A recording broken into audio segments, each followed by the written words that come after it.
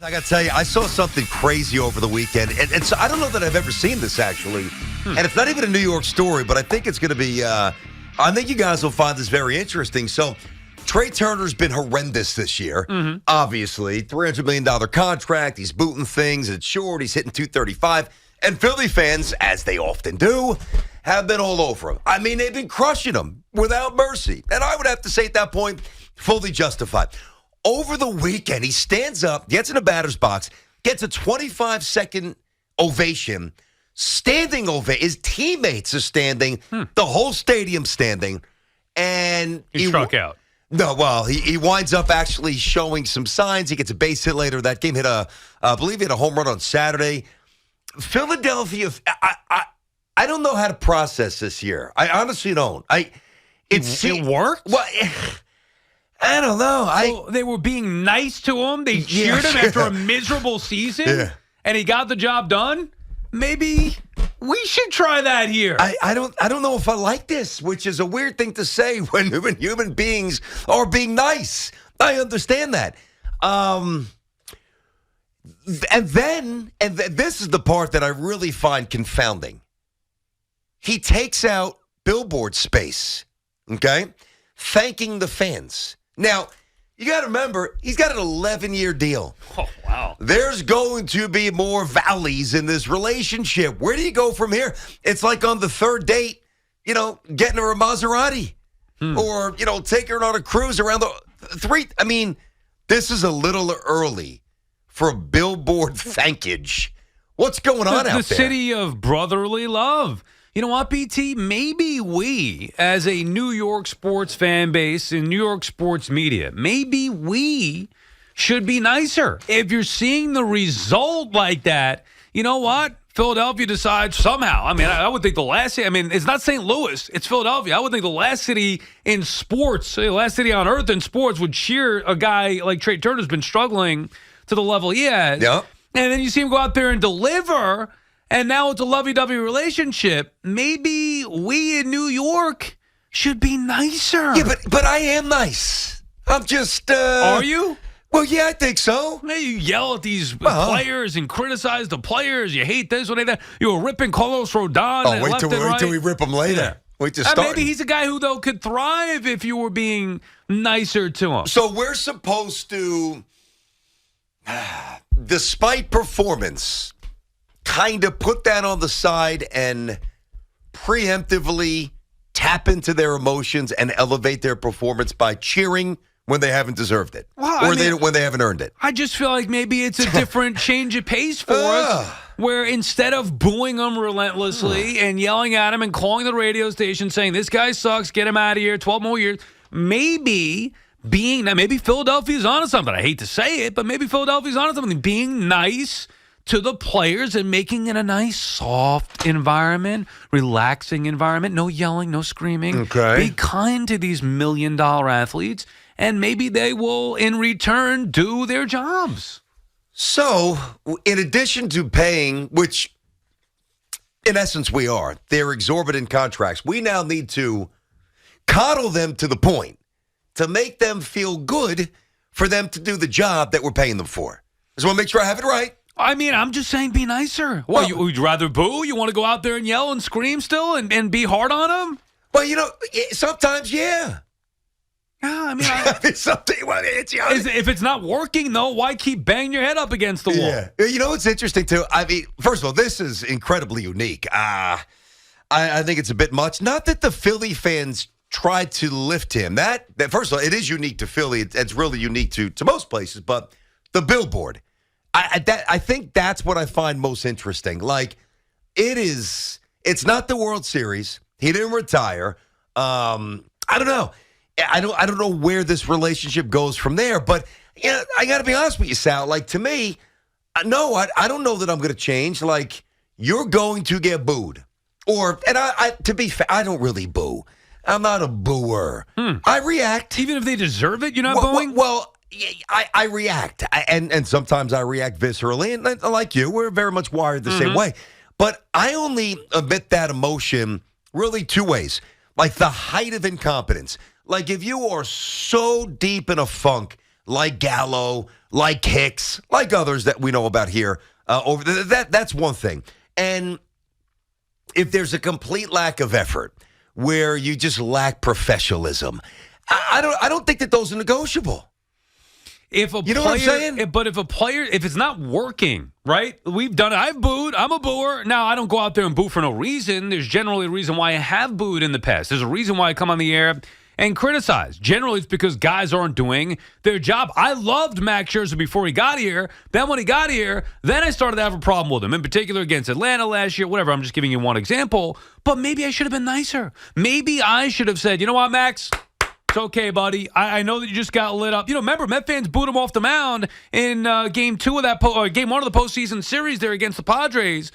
On, I believe, that Friday night, whatever it was, that game 1. Instead of booing him off the mound, maybe they should have said, hey, Max, you know what? We'll get him next year. Get him next time? Yeah, we'll get him next time. Yeah. And then maybe it would have been better this year. Maybe we should be nicer. We saw it work in Philadelphia with Trea Turner. Why not be nice and be more welcoming? I don't like this. I don't like where we're going. And it's not about being nice. It's about doing your job.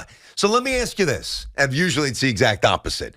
We do a show or we do a segment that, does not match maybe the expectation of Spike. Mm-hmm. And Spike will let us know. I don't think that's ever happened as far as I'm concerned. Yeah. So do you think that Spike should come down here and say, it's all right, guys, just get him to... No, you got to press upon... Some encouragement. Yeah, exactly. Some encouragement. What, you want him to come in and yell and kick and scream and throw things and boo, hiss? No. Cheer. Pat on the back. Hey, Carlos, it's okay that you gave up another 2 home runs. We love you. You're going to be here the next 6 years, 5 years after this one. You know what? Let's cheer Carlos Rodon on, even after he gives up home run after home run, and see next time maybe he goes out there and rewards the fans just like Philadelphia was rewarded by putting their support into Trea Turner, a player who has been miserable this year. The funny thing is, you don't believe a word you're saying right now. You don't. No, There's no way you can. You can't. Well, this isn't working. You can't believe this. Booing and yelling does not work, BT. I think it works. Hey, we're making careers out of it. How? It's working on some level for you. I'm saying I'm just teasing. Now, hold on a sec. So let's strip this thing down to the nuts and the bolts. Mm-hmm. One of the things that I was pumped about with this show is that, in my opinion, there would be no show in this city that would hold players to a higher standard than us, okay? Mm-hmm. No show would demand more accountability than us. And you're telling me, and you seemingly have a straight face on. I mean, you're telling me as we start our 3rd week of our show, mm-hmm. you are calling for a complete 180 with the fans, because I don't think New York fans are irresponsible. Now, Philly fans, I can't speak for you. I won't even try. I know here, the only way we light you up is if you're not hustling, and we'll get to Stanton from second base. That was just pathetic. If you are always hurt, therefore, we can deduce that you're not ready to perform. So far, we can take that away from Carlos Rodon, the Hicks stuff, the Gallo stuff. I can't abandon that. If you want to push this forward. But it didn't work. I understand that. Booing Hicks didn't work. What happens? He goes to Baltimore, and he has success. Sonny Gray goes elsewhere, and he has success. Joey Gallo, even initially, goes elsewhere, and he has success. Maybe we are too harsh. I'm not saying I thought about this ever before, but it's just the only way I knew, right? You guys not doing a job, get on him. I mean, that's the way that 100%, we are here. Yeah, this is the story that I saw over the weekend that you saw as well. I wouldn't have even thought that anybody would even think that we're doing anything wrong.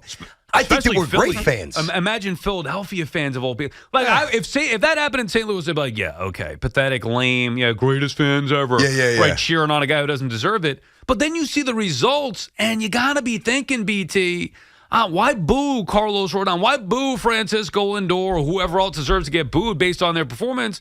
Maybe the right way is the opposite. And maybe it would actually pay some dividends. We've heard about how, New York is impossible to play and the pressure and certain guys can't thrive here. They'll come here for the money, but they don't want to play here because it's too harsh, blah, blah, blah, blah, blah. Maybe we should be nicer. This is your party, buddy. You can have fun by yourself. You don't want to be nice? No, I do want to be nice. I love being nice. Right. I feel good when I'm nice, but you got to be true to the expectation. You have to be. There's no way. There's no way. You know what? I shouldn't say that there's no way.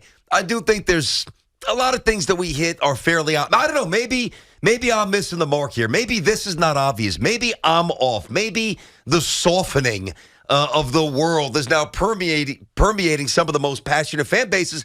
If that's the case, go knock yourself out. But I can promise you, if I'm in the Bronx or if I'm at the Garden and so-and-so is, if Julius Randle's 3 for 22 in the playoffs, I'm going to let him know.